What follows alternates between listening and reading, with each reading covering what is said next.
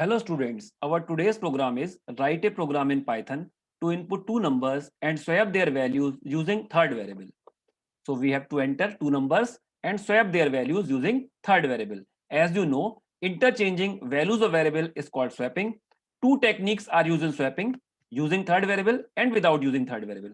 But in this program, I am using the technique using third variable technique to swap the values of variable. Now I am going to make this program in Python. Open Python software. Option file and choose option new file. A equal to int input before swapping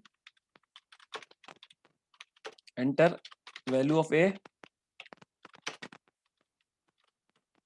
b equal to int input before swapping enter value of b, c equal to a equal to b equal to c. Print after swapping the value of a is a. Print after swapping the value of b is. Now click on option file and choose option save as and save your program. Now click on option run and choose option run module.